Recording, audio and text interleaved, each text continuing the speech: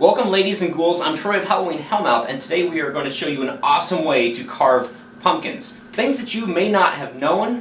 There's going to be a lot of tips and a lot of tricks today, but it's not going to be me that does it because I'm not the industry professional. It's going to be Kellen Bardeen of Grandpa Bardeen's Pumpkin Carving. And that's her.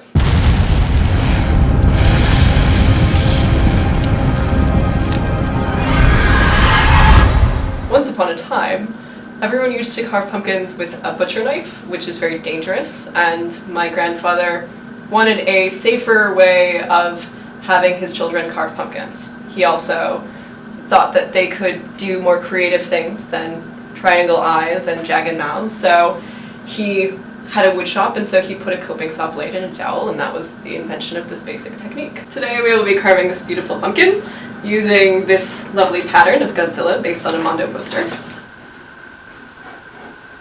Another thing to remember is that it's super easy to modify patterns. Literally, you can draw your entire pattern just on a piece of paper and then transfer it. You get a little bit more artistic control over it.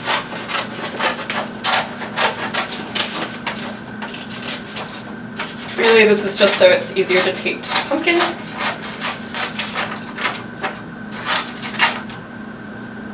You want to get the face of your pumpkin that you would like to carve. In this case, we're going to pick the tallest one because this is a tall pattern. And we'll line it up like so, so that we can see as much of the pattern as we can. So when fitting your pattern to the round surface of your pumpkin, you want to look for places where folding the paper won't disrupt the pattern too much. So in this case, like, you see that I lose a little bit of a piece, but I'm folding it this way and it still lines up. And I make sure that I have enough pumpkin so that pieces don't fall out.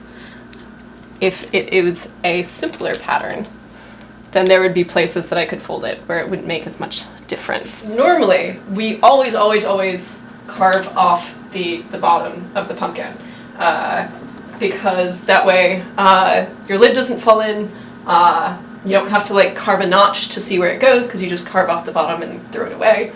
And also, like, if you have a string light, since we don't use candles very much anymore, you can just set the pumpkin over top and it makes a really nice jack-o'-lantern. This time, because we're doing pyrotechnics at the end, we're actually going to cut off the top, but we virtually never do that. Carve the bottoms off your pumpkins, kids. Carving the pumpkin when it's full thickness, we're going to use the largest saw.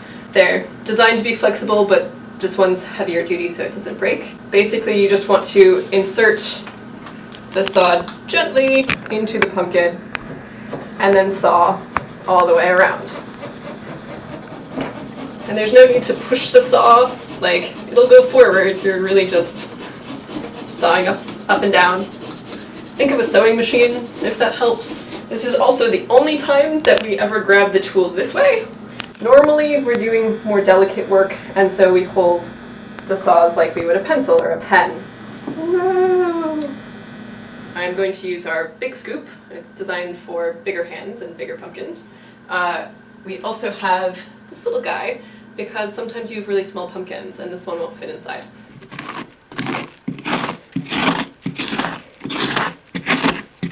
So this is the part that everyone's familiar with, getting all of the guts and everything out of the pumpkin. That's really just the first step. Once you've kind of gotten your pumpkin basically cleaned, and at least there are no strings and seeds, you're ready to move on to the second stage of scooping, which is thinning the wall of the face of your pumpkin down, because that will make it way, way easier to carve. So just use this edge, and you scoop the face of it. And you can get a lot of goop out of this stage too. Like almost the same amount as you scoop out the first time. As you are thinning the pumpkin, you'll start to hear the sound change. It will actually start to sound more like a drum, which is kind of fun. And that lets you know that the wall is getting thinner. How thin do you want it? You want it to be at least an inch, and you can actually thin it more, so long as you're careful with it carving. You know, everyone kind of dislikes this part of, you know, the process, because carving is really exciting and scooping seems really boring, but it makes your time so much easier. So scoop well. You will appreciate yourself for it. So make sure that you scoop down to the bottom of your pattern, all the way to the side. So like, you can hear that sound. That's the sound of more pumpkin. This one's a higher sound. That one's lower. One thing that you can do to check the thickness of your pumpkin is to just take one of your tools and stick it through and then feel on the inside. If I was interested in testing here,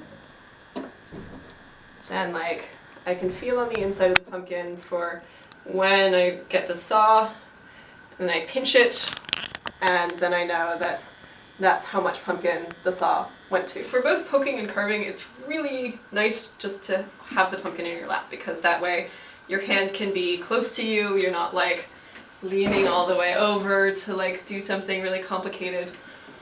So just have it in your lap, you know, be friends with your pumpkin. This stage is the part where you transfer the pattern to the pumpkin by making little tiny holes along the outside of your pieces that then show up as little dots on the surface of the pumpkin. You're going to want to poke as close together as makes sense for your pattern. And now it's pretty hard to see our holes on this pumpkin. Some pumpkins are a little bit more obvious than this. We are going to add a little bit of flour. And you can use just normal everyday flour. You rub it on the surface of the pumpkin and wipe off the excess, and then your dots will be more visible. It's also really handy to keep your pattern on hand, because sometimes it gets a little confusing where one piece starts and ends.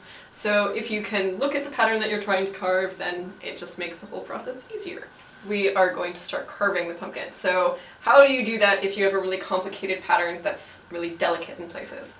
Since I'm right-handed, I'm going to start in the bottom left corner and basically work my way to the right.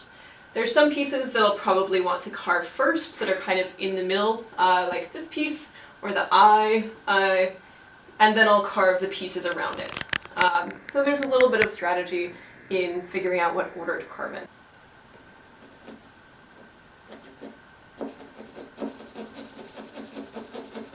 You can see that this is going really easy, and that's entirely because we scooped the pumpkin so that the wall was thin enough.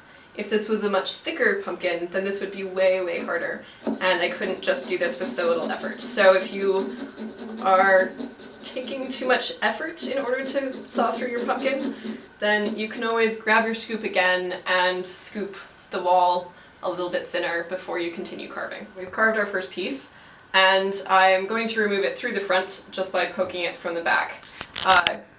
You can see that our pumpkin is nice and thin. That makes it easier to take the pieces out. It also means that if I'm a little crooked in how I put my saw through the pumpkin, then it doesn't prevent me from taking the piece out. Sometimes you come to a piece that is, you know, by a lot of really thin connections. So I just hold it from the inside. You see my finger in there. So when I put the saw in, I'll hold the back of this piece, and I can just hold it still while I'm sawing so that I don't actually break any of the pieces accidentally. Ta-da! So we are done carving the pumpkin. I washed it off so that it would look a little bit cleaner. That's why it's shiny. And that's pretty much it. Sometimes when you've carved a pumpkin and you display it for a while, the pumpkin will dry out. Do not fear, because if you soak it in a bucket full of water or in the sink, then it can totally revive, and it will look basically like when you first carved it. These are actual before and after photos of a pumpkin. So do not worry if all you're dealing with is drying out. Mold is much more of a problem. Bleach, which is kind of a toxic, awful thing, but in very small quantities, used responsibly, it will prevent your pumpkin from molding. It will also prevent squirrels from trying to eat your pumpkin. All you do is you put a little capful of bleach into a bucket of water or into a sink. You soak your pumpkin for 1 to 2 hours, and ta-da! Your pumpkin will not mold or decompose in the normal way. And animals won't eat it. So there you go. Tip. When you are done displaying it, take your pumpkin back inside and spray the surface down with some water and put saran wrap over it. And then put it in your refrigerator if you have space. that will allow you to take it out each night and display it for a week, maybe a week and a half, so you get a lot more use out of the pumpkin that you've just spent like 2 or 3 hours carving. So you see how the bottom is the outline of the city? On the very bottom? On the very bottom, so like that building, and it's designed to look like billowing smoke, so it's the city on fire, and then Godzilla is formed out of that image, so there's smokestacks. And this pattern was based on a design by Mondo Posters and is a tribute to their genius. We hope you enjoy. Kellen, thank you very much for showing us the ins and outs of carving pumpkins. You can find these tips on our website, grandpabardine.com, and you can get this all in one convenient location. You can even print it out. Bring it to your parties, because if you carve well, then everyone has a better time.